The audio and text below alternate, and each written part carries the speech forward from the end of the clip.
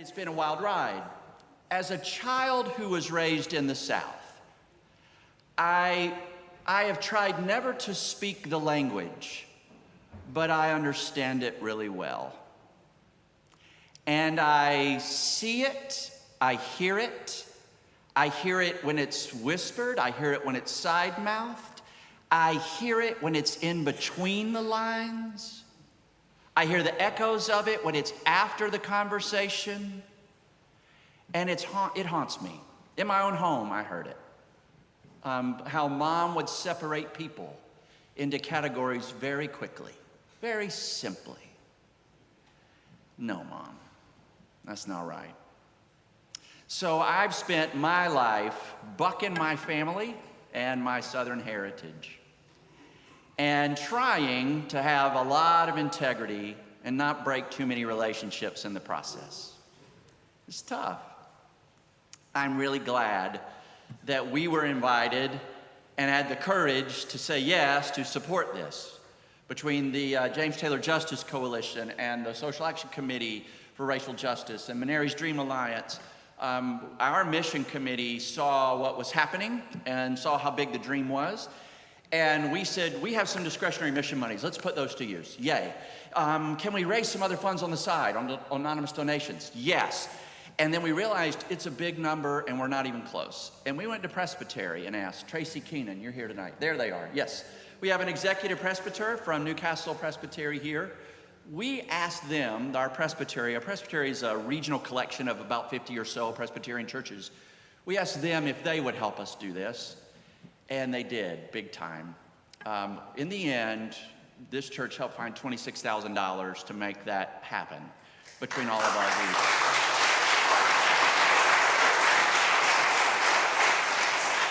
And I just want to invite Tracy up for a minute to say something on behalf of why and how the Presbytery does stuff like that to help vision like this. Hi everybody, I am Tracy Keenan. I'm the missional presbyter of Newcastle Presbytery, which means that for the 48 churches that are in the state of Delaware and the Eastern Shore of Maryland, my job is to find ways to help them connect with their communities in meaningful ways. And we have a couple of people from our Ignite team who are specifically involved in that, who are here tonight. There's Terry wave. Lori, raise your hand. And we have someone else who's coming who's part of that decision making. I have only been here a year longer than Joel and Jill, but one of the first things that happened when I first came to Newcastle Presbytery was that I was invited to come and be a witness to an unveiling of a marker that was to remember that a man named George White had been lynched up in the Wilmington area in the early part of the 1900s. So I'm standing with all the other folks listening to the story of this, and I learned that it was a Presbyterian minister who incited the mob. So I'm there representing the presbytery, and I'm representing the presbytery. This is such important work, recognizing what we have been a part of without even knowing what we have inherited. And I'm talking, when I say we, I mean the church. When we heard that this event was going to happen, that this was churches in the same town partnering together with other community groups and taking people to remember a young man who was murdered, it had special meaning for us as a presbytery. And so I'm really, really glad to be here, glad to be able to hear the stories that we will hear, but most of all, to have been, even by a little committee decision making, to be part of the widening of the stories that we need to know in order to understand our connected heritage and find our next steps into a future of healing. So I'm really, really glad to be here this evening. Thank you.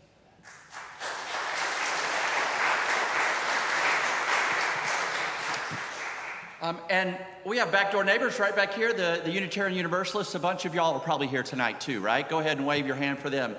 They were big time supporters as well of this whole effort, and a lot of them support in the town. I see y'all on all kinds of committees around town. So I'm just really glad to think of y'all as our neighbors, trying to help something beautiful happen in the beloved community. We talk about that a lot here at this church, the beloved community. That's language that Martin Luther King borrows from Scripture. Jesus preached about the kingdom of God or the kingdom of heaven a lot, and Dr. King understood that didn't always sit well with folks, so he changed the language a little to beloved community in an attempt to make it more true to what it always was meant to be. And as I look out here tonight, I'm really grateful that all of y'all are here to do that.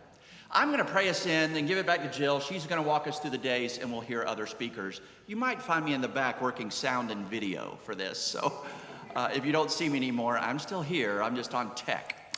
Let's pray our way in. Here we come, God, to you alone. You're already doing beautiful things, and when we're a part of it, boy, we are so grateful it's your Spirit in us, giving us courage and wisdom and strength and the ability to dare and take a risk. And when there's evil or sin or any of the isms that block your beautiful kingdom from coming sooner, that's on us.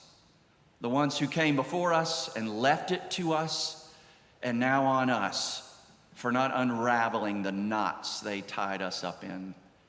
May we be still long enough in your good presence to untie those knots and find the bands of brother and sisterhood long and strong, deep and wide, enough to hold all your children. It's to you and you alone I pray. Amen.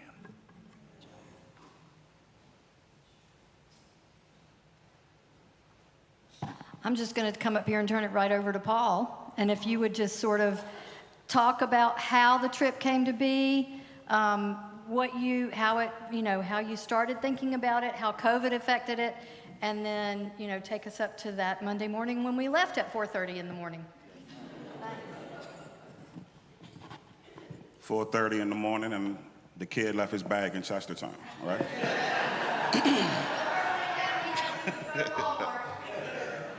Good evening, everybody.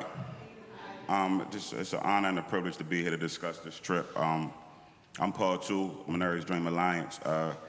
This trip came about, we had the movie Selma in the house, DVD, and we watched it as a family, and great movie, and I thought that was the end of Selma, right? And then you come home a couple days later, and my daughter has Selma on, and paid no attention, she enjoyed it. And a couple days after that, it's on in the living room again. So I'm like, how do you tell her to take that in her room so you can watch football, right? It's a good movie. It's a movie that she should be watching over and over again. So, she watched it, I don't know how many times, over and over and over again. And finally it was just a conversation. What keeps drawing you back to watching this DVD over and over again? Anaya, like, what are you captivated on? Like, we've discussed it, we've had conversation in the household about it, and she couldn't get over the bombing of the church. She was stuck on those girls being in that basement and those steps, that stairwell getting blown up. And so that was another conversation, but they got the wheels turning for how to figure out how we got to get down there. I want to go down there. I'm really, really engrossed with that whole civil rights movement anyway, before the movie. And so I think like my first call probably was to Phil. I knew Phil was from down south, further down, but he goes a lot, right? You can call Phil, and if you don't know, I'm home, meaning down south. So I knew that he was back and forth a lot. So I called Phil, and I tell him the plan, big idea. And he doesn't bat an eye. He said, okay, give me a couple days and we'll get our itinerary together, right?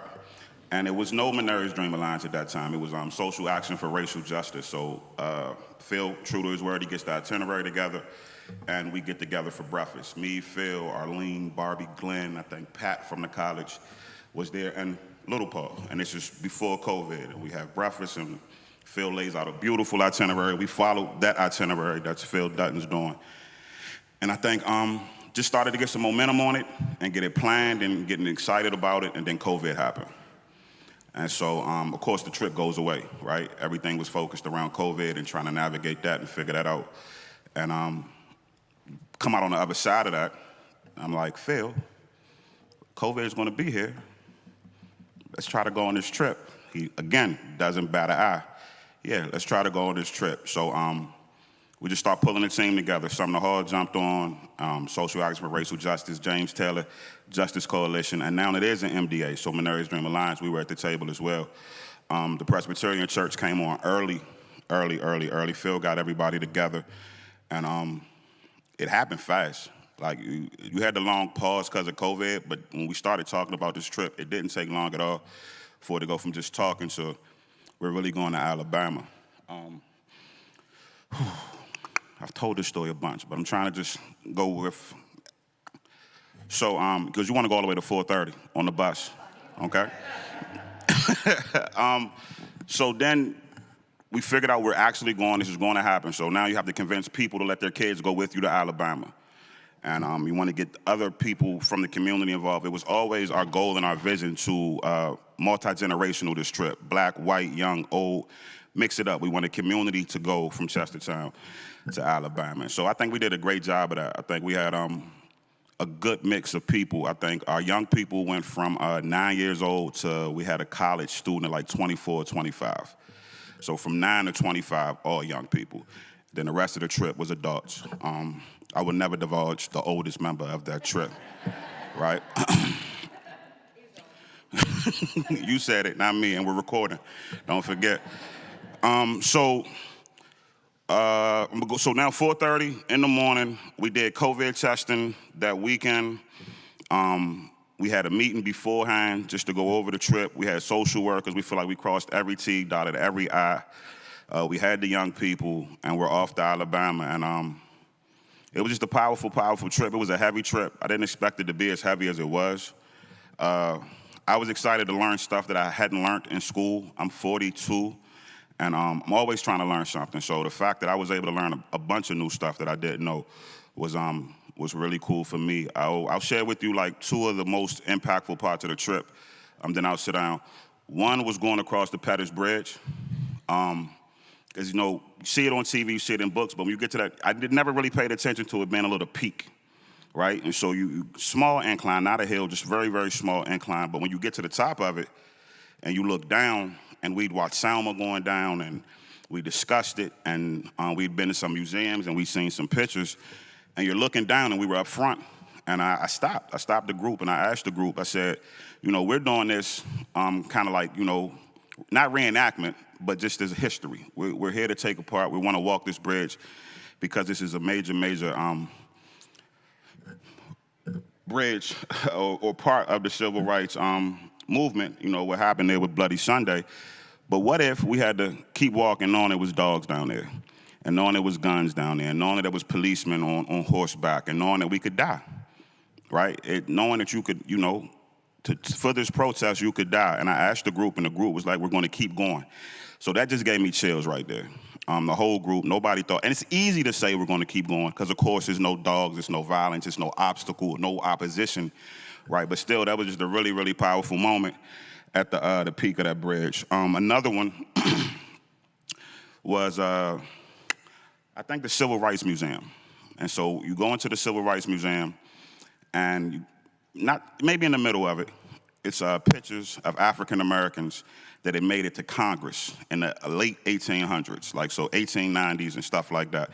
And from down south, we're talking South Carolina, Alabama, Mississippi, racist places, especially back then.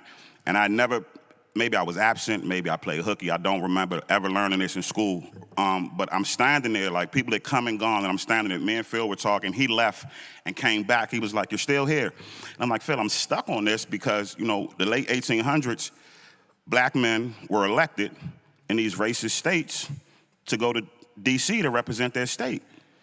So why did we have civil rights? What happened from the late 1800s to the 1950s and 60s and 70s? Like, I'm lost. I'm stuck here because they're here, and it's a bunch of them. It's a whole wall full of them. Reconstruction.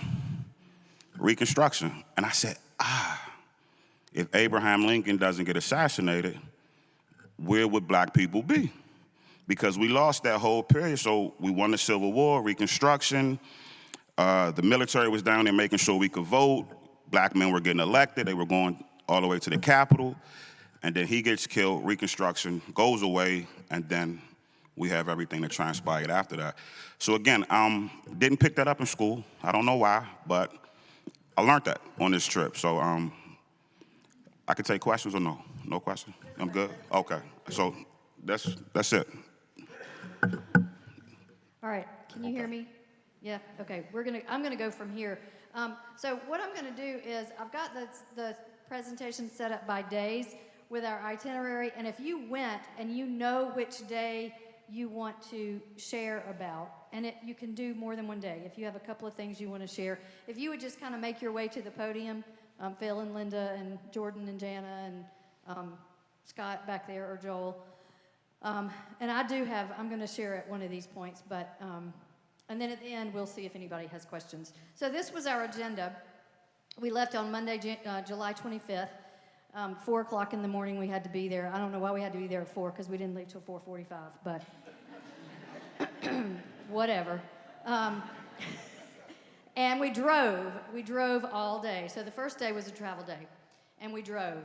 I had not been on a school, well, it wasn't a school bus, it was a charter bus, but I had not been on a bus like that in a long time. So I was very productive. I took my computer, I had my Google files offline so that I could work, and I worked. Thankfully, I don't get car sick, but that's what I did. But there was it was pretty chill, it was pretty calm.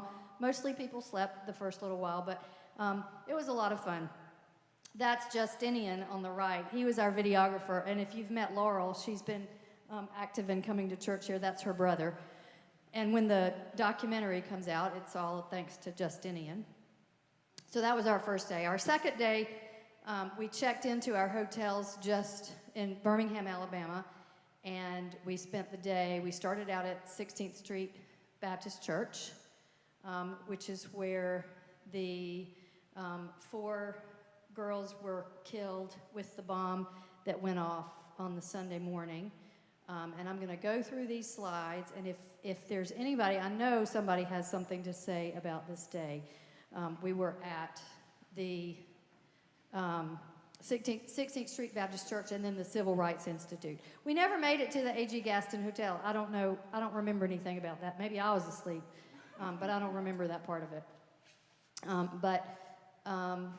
Here we are at the 16th Street Baptist Church, and I will let you guys talk. This is Jordan Carter. Hello, everyone.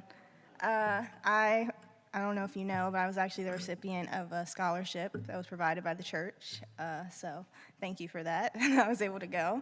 I think just one thing that stuck out to me about this, well, it was very emotional, very moving, but one thing I remember learning is that I originally thought there was only 4 girls that were in that bathroom that was bombed, but there were actually 5. One was a sister of one of the girls who passed away, and she's still alive to this day, I believe, learning in the museum. But I think, you know, to me that was just very moving, very insightful. I learned a lot. I, too, saw the movie Selma, so you see that in the beginning of the movie, but I didn't know all the details about this tragedy. And it was just very surreal to be in the physical church and to see really all the details. And the church is very similar to how it was back then. I don't think they've made too many changes to it. And just to learn that the church was a meeting place, obviously, I was aware that if you see like Martin Luther King, when he gives his speeches, it is in church, but just church was the place for Black people to meet and gather, because they really weren't allowed to meet in large masses like that in the South. So I think that was just very insightful to learn. And that was my piece on that day. Yeah, that first day was a big one for me as well. We were in Birmingham, and where the church is one corner, where the museum, Civil Rights Museum, is on another corner, and then around the other 2 sides of that corner or in the middle is a big park. It was a whole Black African-American district of culture and commerce back then, and we spent our lunchtime in the park, and one of the things that I loved about the trip was the intergenerational part of it. There were, the kids and the teenagers and the young adults, and as well as parents and nieces and friends. So we hung out that day in that park, and we learned the story of what took place in that park. Weeks before, actually, the bombing of the church, there was a thing called the Children's Crusade, the Children's March, and this was a part of the whole civil rights uprising back in the 65, I think it was, where the parents of many of these civil rights activists were teachers and educated folk that were doing things that their job was jeopardized if they were a part of any of any of the protesting going on. So the parents of a lot of these African American kids were afraid to protest because they didn't want to lose their jobs. They would be fired as a teacher. They would not be able to do the things that they do to bring money into the house. So the kids were getting frustrated too with this lack of civil rights, and they figured out this way using transistor radios in public schools to make a plan to march down to this big park right in the middle of 16th Street Baptist Church and all the African American district and protest the lack of rights. And they did this 2 or 3 days successfully. Somebody would come on the transistor radio and everybody knew to tune in, and the kids would get up and walk miles. Like 2,000 kids came, all ages. And the parents and the parents who are also teachers knew that they couldn't really condone this, but they had made a plan and they just turned their back to the chalkboard so that they just didn't happen to see them go. So this amazing march of these kids came down to this park for several days. And finally, good old Bull Connor, our favorite bad guy, decided that's enough. We can't have these kids, making all this trouble. And on that third or fourth time, he had dogs and police, and they arrested thousands of those kids. They put them in jail. They separated them from their parents. They did amazing, terrible things to them. And this was before the bombing of the church in 16th Street. So it was just amazing to be there with kids of that age, hear that story, know that all those kids were in that park, and that happened. And it was one of the many ghostly kind of experiences I felt. But the lesson was the kids had power, and they used it, and we all have power, and I think that started a lot of our kids thinking about where they were and why they were there. After hearing her speak, I'm thinking of things that I remember from that trip also. There was additionally, we had, it's almost like a spoken word they had at the museum where they told us the story of 2 young black men that were also murdered on the day as the 4 girls, only they were not murdered in the church. They were murdered, but still in Birmingham in the community, unjustly. And so that was really, really important to learn. Additionally, in the church, I believe they had the first black bank in the basement, which shows why this particular church was a target. They were bringing a lot of people together. A lot of the members of the congregation were very affluent, black people, doctors, teachers, lawyers. So it really was intentional, the target specifically for this church. So. If nobody else wants to share about the Wales window, I'll just, so this window is in the back of the sanctuary, so it would be the equivalent of right there. So if you're standing at the pulpit, you can see the window. And it's a beautiful window, and it was a gift by 2 Welsh people. They heard about the bombing it happened in September of 1963, I think. And they heard about the bombing, and they wanted to they got an artist to create and install a replacement window for the window that was blown out with the bomb. And so they did that, and they created this window, which is great, and it's lovely. It was installed and dedicated in 1965. What this doesn't even say on the, I'm looking at the website, the Birmingham Times. The window, it took them several months to get the courage up to install the window because they were afraid that if they installed the window, it would incite further violence. And so it took a long time for them to find the agreement and the fortitude to actually install the window because of just fear that it would incite retribution again. And these are just some pictures from the Civil Rights Museum in Birmingham. This is the park that Linda was referencing with the statues all throughout the park. And it's sort of educational along the way. This was the beginning of the museum as we're going through in Birmingham.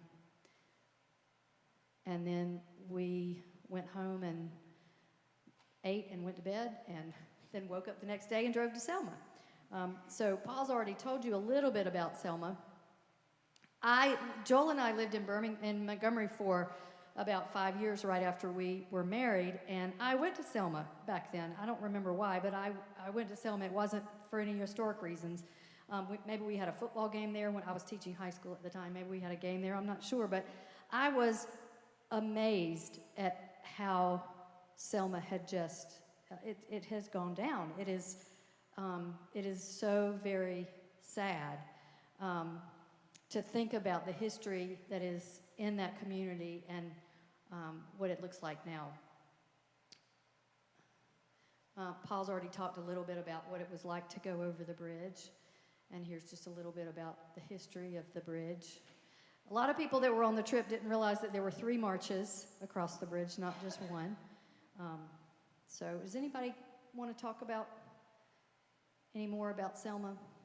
Here's some pictures. This is from the Voting Rights Museum, which is at the end of the bridge after you cross over.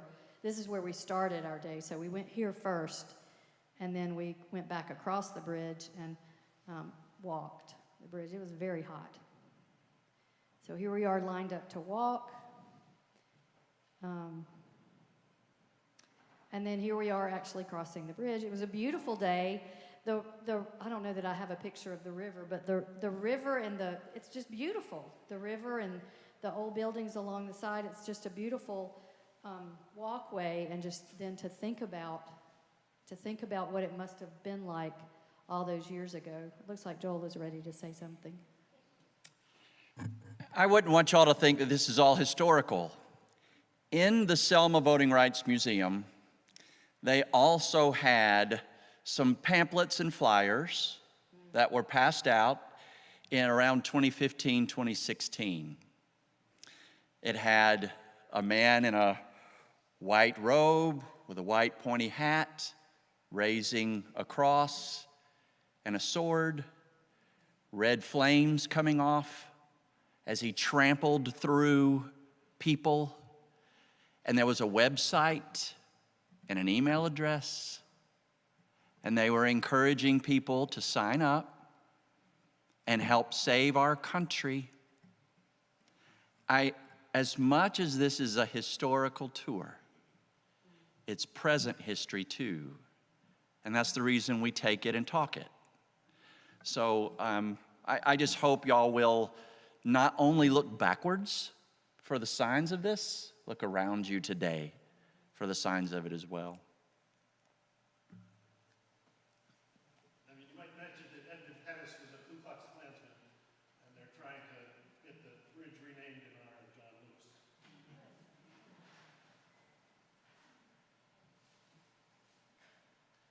I didn't go on the trip, but I just remember I'm friends at Jill and Joel's, and I'm from Atlanta. And oops, I'm sorry. Okay. I didn't go on the trip. I'm friends of Jill and Joel's. I'm from Atlanta. I grew up in the South. I grew up in Atlanta.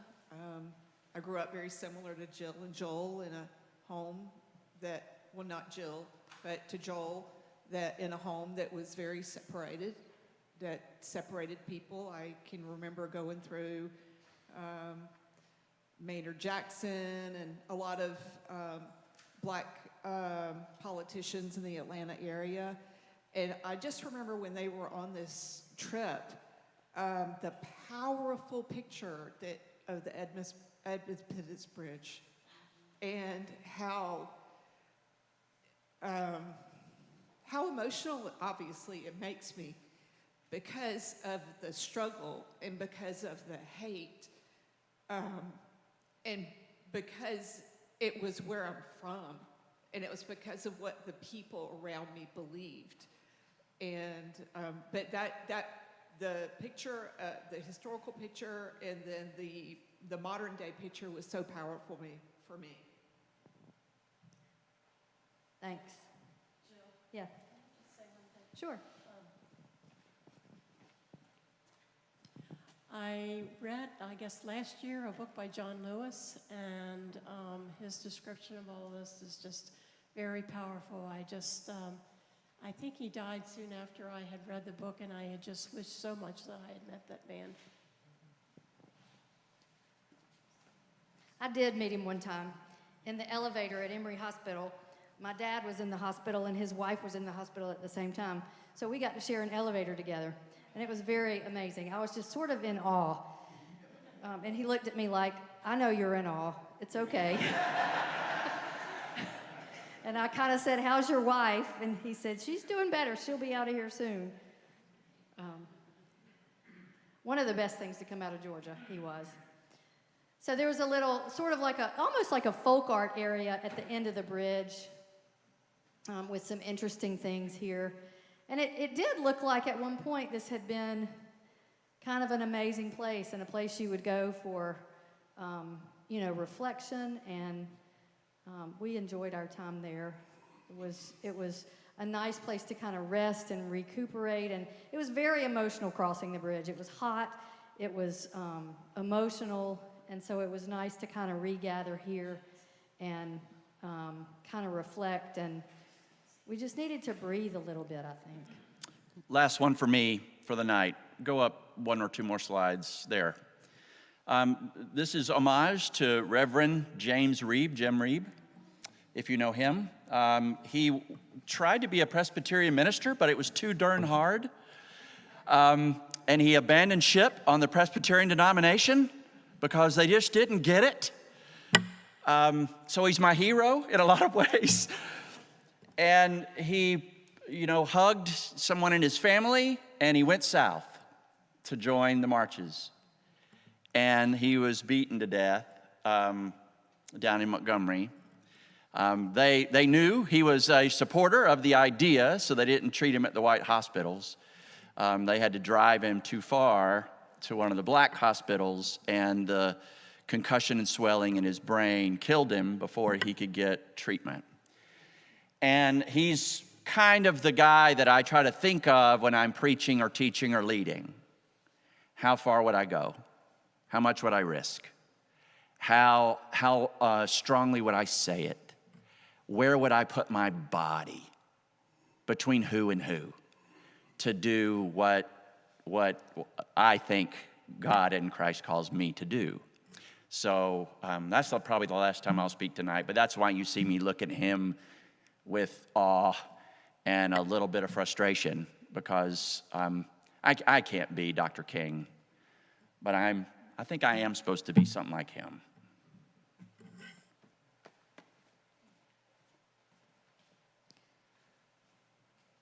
So 2 nights at our hotel in Birmingham, and then we went to Selma, and then we headed to Montgomery at the end of the day in Selma and checked into our hotel just north of Montgomery, and we spent a couple of days there. So,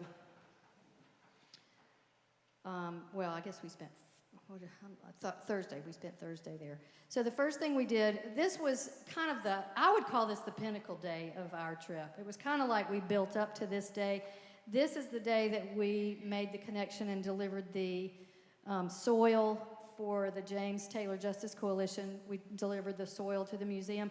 I don't have a whole lot of pictures from there because we were not allowed to take pictures inside the museum. But here's a group of the guys, mostly guys. I think this is all the young men and Paul. Yeah, I think I took it. Yeah. This is just the start of the Legacy Museum. And as I said, there were no pictures in the Legacy Museum because they didn't allow it. But I'm going to tell my story from the Legacy Museum. And I'm going to get up at the podium because this is really hard to talk into. So those of you who were in worship, you heard one of the stories from the Legacy Museum. And I'll be coming to the U Church in October to share, and so you'll get to hear part of my story then as well. But I'm going to tell a story that an encounter that Paul and I had in that museum. So it was amazingly powerful. They start out, you start out in the museum, and you're watching a video of the waves. And so they're taking you back to the time when the African American slaves were brought over on ships. And you're in this theater type experience, and you're seeing the waves, and they're telling you the story, and then they open up the doors, and you walk through, and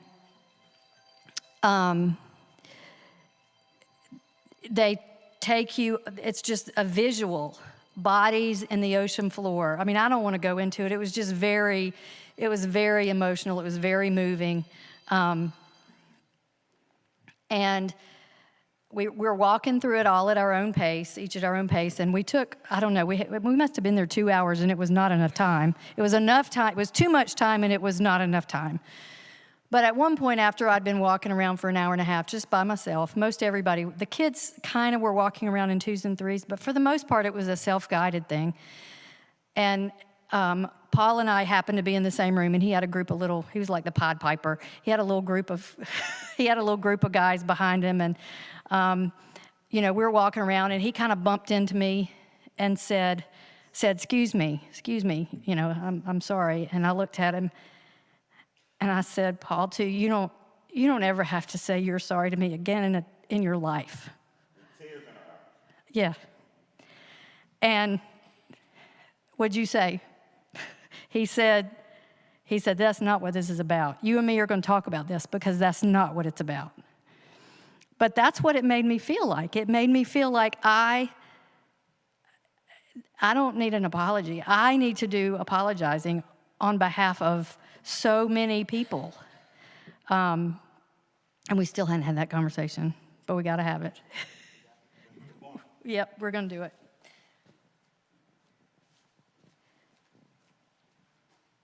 Your turn, Jana. Okay. This is Jordan's mom, Jana. Hello, everybody. I have to say, when we embarked on this trip, I did not know what to expect. But this, by far, that Thursday was the most emotional day for me that I've had in my 53 years of living. It was eye-opening. It was surreal.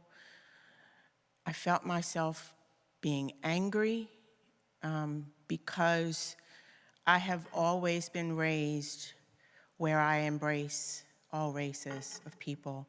Some of the very closest, and I say members of my family, are not Black people. But I found myself becoming angry with the Caucasian race. The one exhibit, when we walked in, and I think it was shortly after we went through the middle passage, which what Jill was talking about, there was a video that was done in cartoon-like form, so it was easy for children to grasp. And I stood there, and I caught the tail end of it, so I stood again for when it cycled back over. And they go over when the ship started to come into America. And it started to show how they came and the Native Americans were here. And then just how it was going over what happened when they came. And so for me, in my mind, I just had a thought, why God, our people? Because I know that the Native Americans had a hard time, but it just seemed like there was so much atrocity perpetrated against African Americans, or Africans at that time, that were coming to America. And I found myself actually sobbing openly. And I told Jordan, I said, I've got to excuse myself because I just can't stand here. And I just kept saying, why God? And I'm a person that is really deeply grounded in my faith and my belief in God. And I sobbed for a while. I tried to walk around and get myself together. But it wasn't until I went to the next section where they were actually holograms and they were in different like cells. And I walked through, but I was drawn to this one particular hologram where it was a slave lady, and she was singing hymns. And that brought me back to my roots. That brought me back to myself and kind of grounded me. And it was like a light had gone off to say, this is how your people made it. You have to hold firm to your belief in God, because I cannot imagine during that time how they got through that atrocity if they did not have a higher power to call on and believe in. And so as I walked through, another point that stuck out for me, and I think I stopped Paul with his young men, and I asked him, I said, come over. I said, did any of you all go to Garnett Elementary School? And a couple of them raised their hands. And they did not know the story of Henry Highland Garnett, that he was actually born and escaped slavery right here from Kent County. There is a marker attributed to him on Route 291 on your way to Millington. And those young men did not know that. So that lets me know that we have a lot to do as a community to educate them about our own local history here. But the third thing that I wanted to say, the Legacy Museum where we were, was when we got to the mass incarceration portion of the museum. And it just really struck me that what happens traditionally for African Americans when they are sentenced or when they get into the legal system, and what I think I shared, and I commend Paul and Don Sella for their foresight, because every night, and I didn't make each night, but every night they had a debriefing where whatever we were doing during that day, the kids had a chance to share what they learned, what they felt, and even they asked adults to share. And this last night, I think I went and I shared that a lot in our community know people that are incarcerated.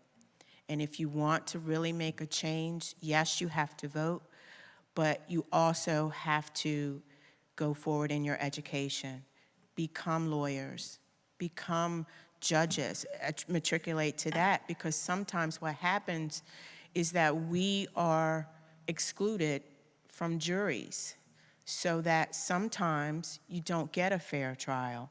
So to counteract that, why not become the lawyer who is choosing the people to be on the jury? Why not go further to become a judge that oversees the fate of that person? So that was really what struck out to me. I will say it was a transformative experience. It was a life-changing experience for me, one that I will never forget. It was really heavy.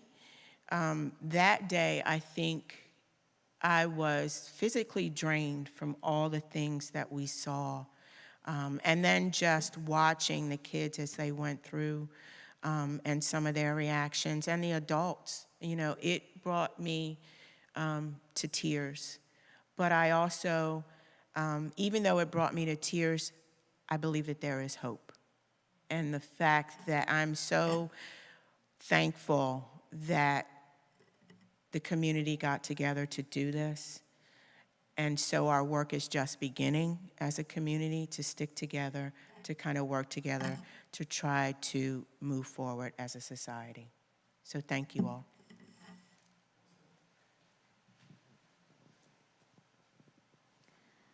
So just a few pictures from the monument at the Legacy Museum, or the monument that is attached to the Legacy Museum. So this was again another, this was another powerful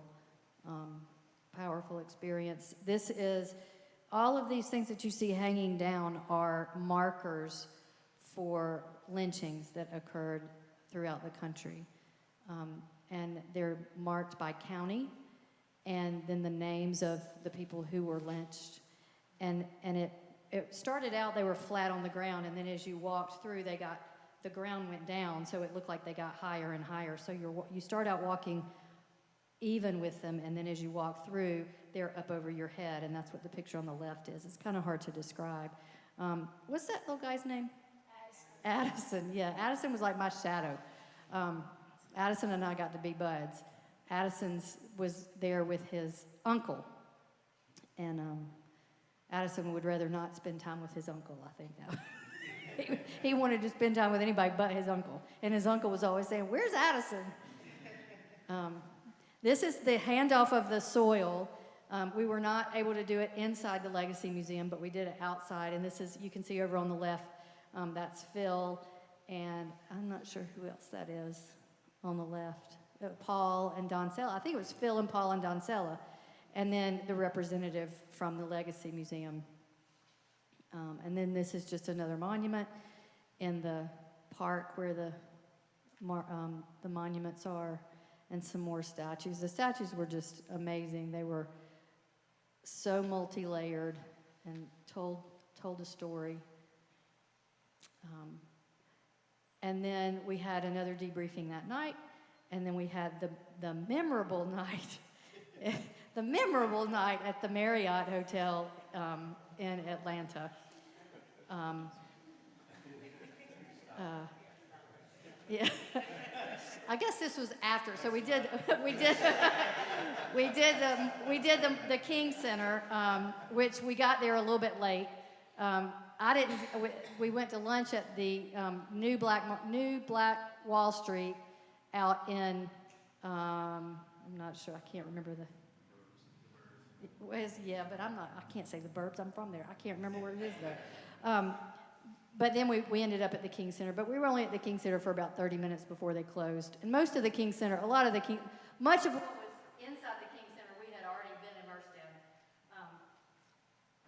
And then the outside, there's the flame, the memorial for... Joel, eat your mic. I'm eating it. It's all up. Check. Yep.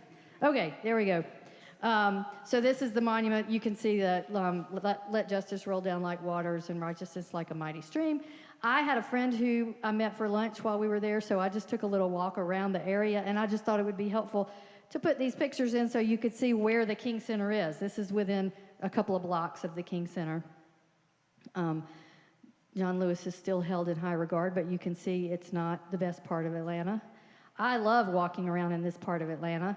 I spent 6 or 8 years in Atlanta and feel very comfortable there. Not everybody would. This is I don't know if you can see, but right after we left Georgia,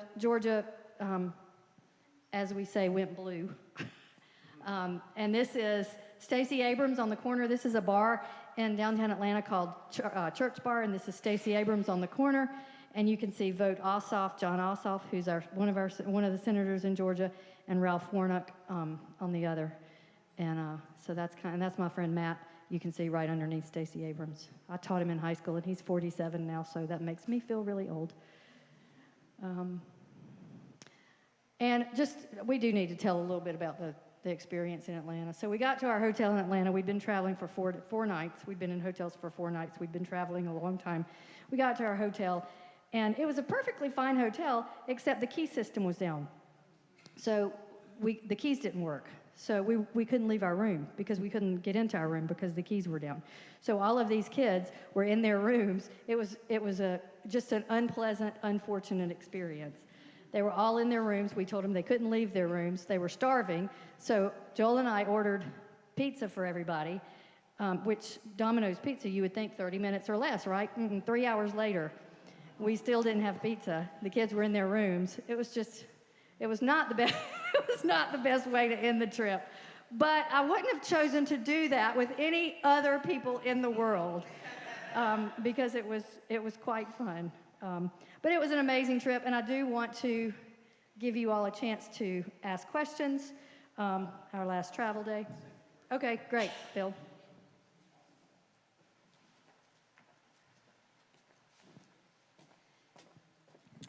So I'm Philip Dutton, and I want to thank the Presbyterian Church for all you did to make this trip happen.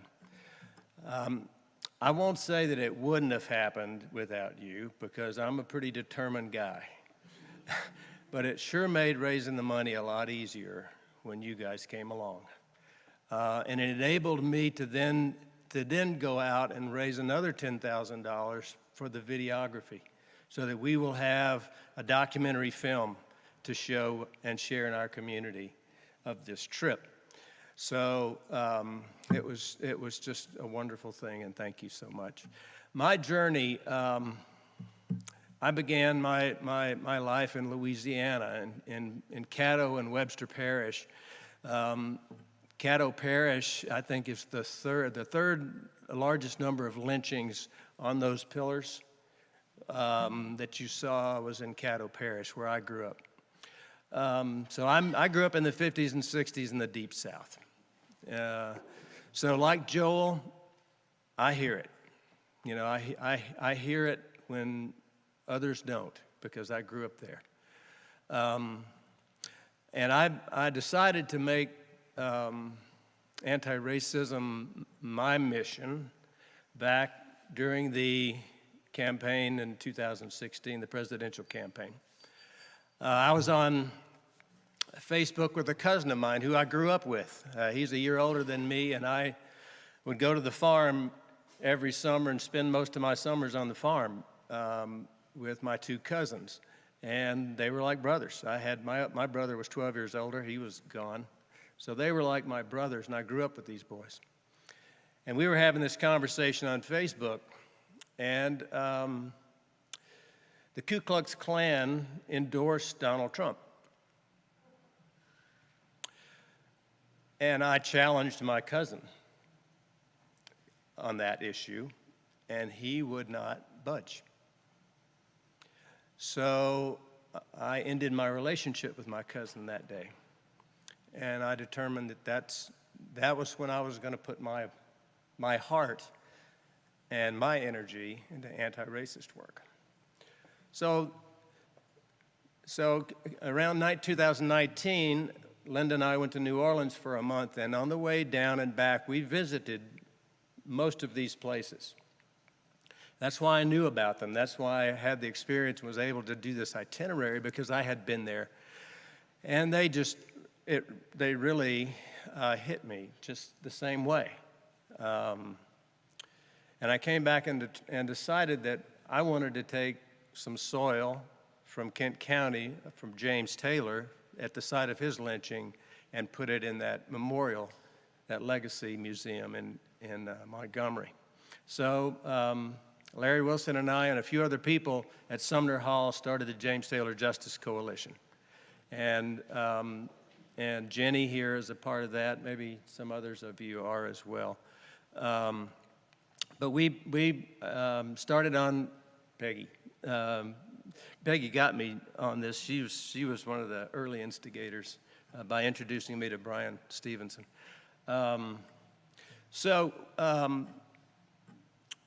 We started the James Taylor Justice Coalition, and then last May 14th, 3 years later or so, we collected soil at the site of James Taylor's lynching, right on Cross Street, right across from City Hall. Some of you were there, perhaps. And when Paul came to me and said he wanted to go create a tour down then I knew exactly what I wanted to do. I wanted to take that soil with me on that bus and take it to that museum. And so that was my mission, and what really got me going on this. And Social Action Committee for Racial Justice, Minarys Dream, has just been one thing after another. The Unitarian Church adopted a 3-year strategic plan to educate themselves on racism, anti-racism, and white supremacy, and read books, had sermons. Our minister, Sue Browning, adopted this wholeheartedly. And that church made a 3-year commitment to this. And the end result was only about 60 members up there, right? Collected $2,700 to fund scholarships for this bus trip. So I was darn proud of them as well. So my takeaways from this trip. I have 2 sad things and 2 happy things I want to report to you. And I'll do the sad ones first. One of the little boys on the trip came up to one of the white people on the trip and said, "Do you like white people? Do you like black people? I'm sorry. Do you like black people?" That broke my heart. We'd been together for 4 days on the road. And this little boy asked a white person, "Do you like black people?" Broke my heart. An African American person came up to me, this is the second incident, a day or two later, and said, "Why do white people want to go to museums like this?" That broke my heart.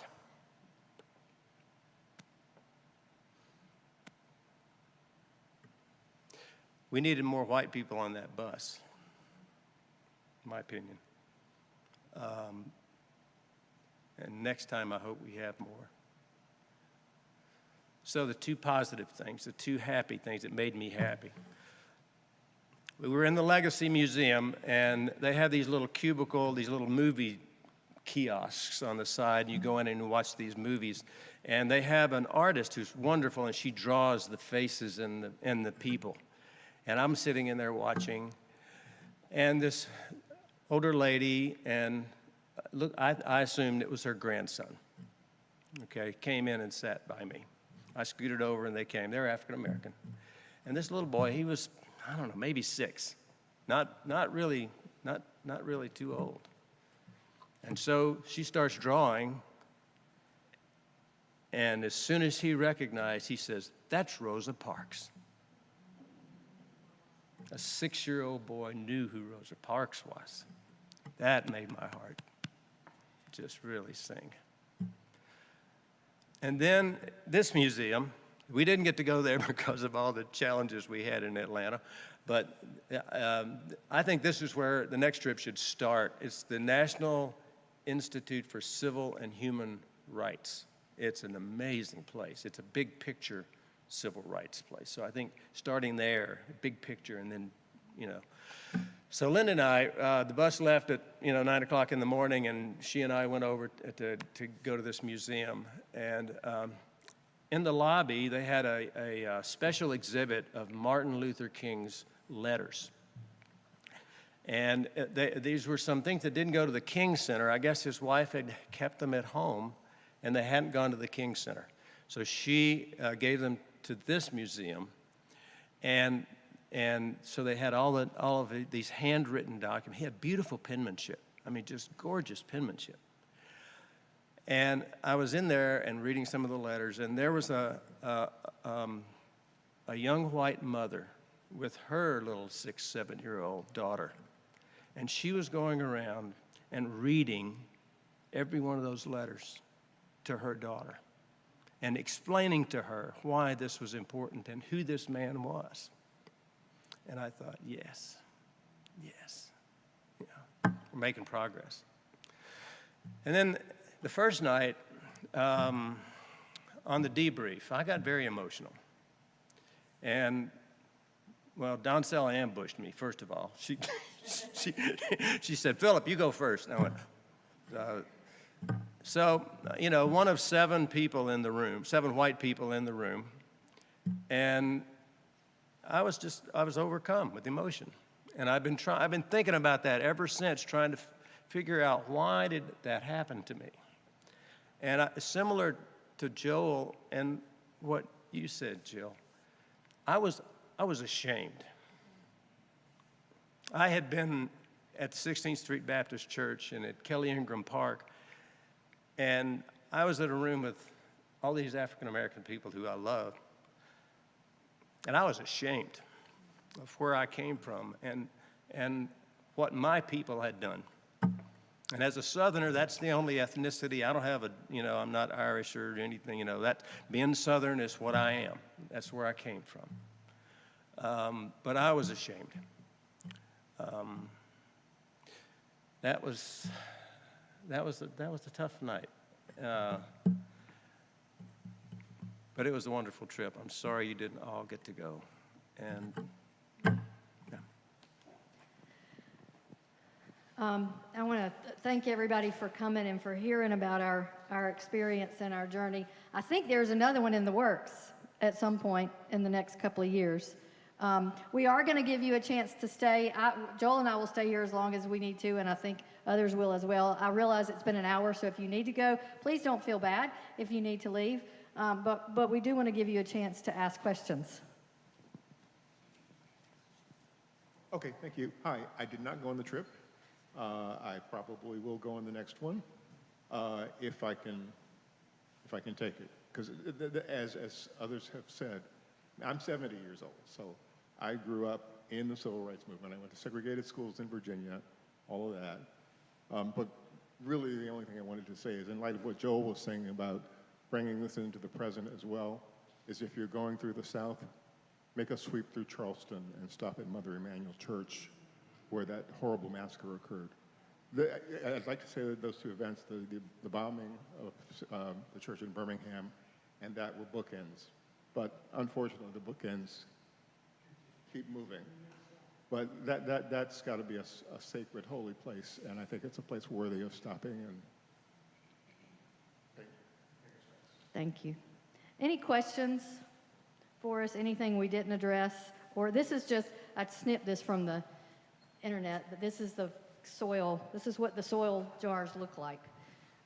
There's a wall in the museum with the name and the date.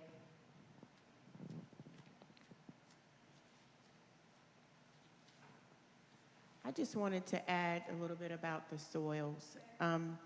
We had an opportunity because we did not, when we ate, we stayed at the Legacy Museum to eat lunch, and we did not go with the rest of the group. So we had an opportunity to get over to the Institute fairly early. And sitting in the lobby, what I noticed, and it's captured on the photo on the screen, is the different colors of the soils. And because of course we know that the soils are different colors based on the region of the country that you're in. But what struck to me was, as an African-American woman, looking at the various shades of the soils. And if you look at African-Americans as a race, we are different shades. So that just kind of struck me. And also what struck me is if you look on the jars, it actually, I think, had the date and maybe some of the ages of some of the people that were lynched. And the majority of them were young adults in their early 20s and some 30s. I'm sure there were some older people, but that's what stuck out to me, is that they were a lot of young people. And I also finally wanted to say, a lot of the horrors were perpetrated under people that said that they were Christians. And to me, we have a lot to do in Christendom to right those wrongs, but first to realize that we do have power to influence evil by conquering it with love. Thanks, Tana.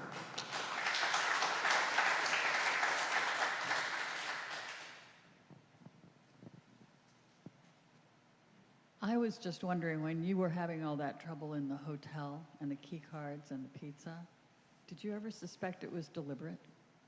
No? Oh. It was not deliberate. She asked if we thought it was deliberate. It was not deliberate. There were lots of mad people in that hotel. Lots of mad people. So no, it was not deliberate. I'm just curious. I mean, first of all, this is so amazing, and I feel so honored and blessed and grateful that this, came to life. It's amazing. It's amazing. I tend to be a very curious about the numbers person, so I'm curious. Sorry, this has been shared elsewhere, but how many people went? About how many were kids, how many were adults, and the approximate, how many African Americans, how many whites went, or other groups. Thanks. I think Paul or Phil are better able to answer that question. I know there were 7 white people, 2 of which were paid. They were the videographers.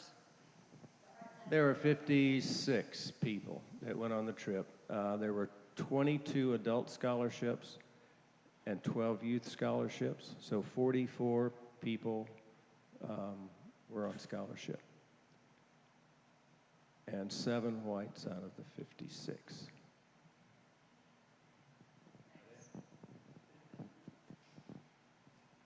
Anybody else?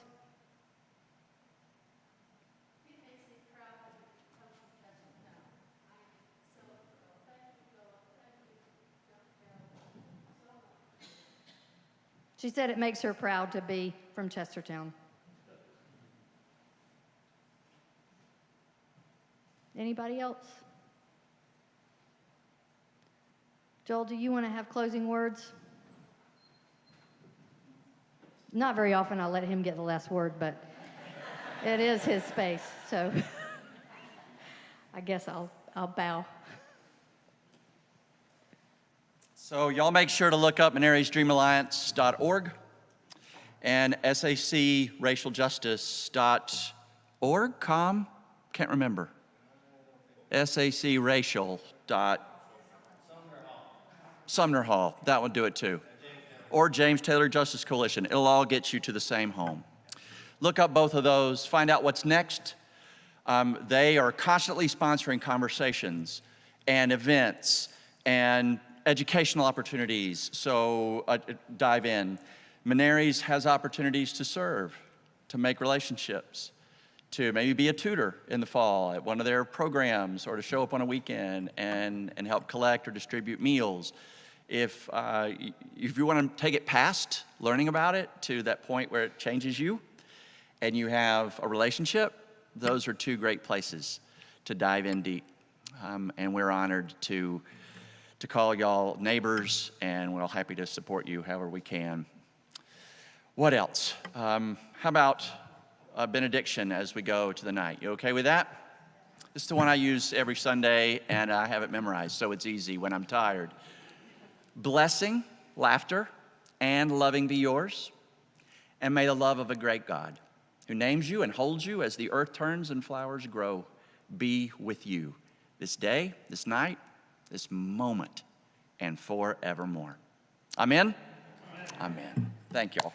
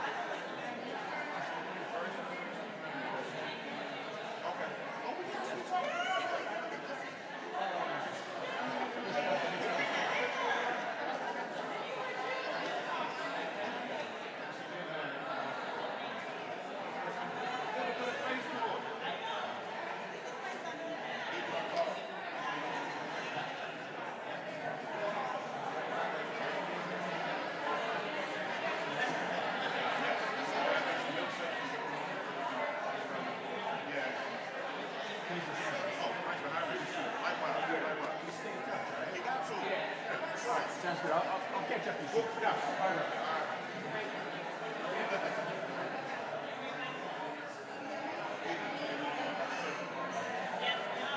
right.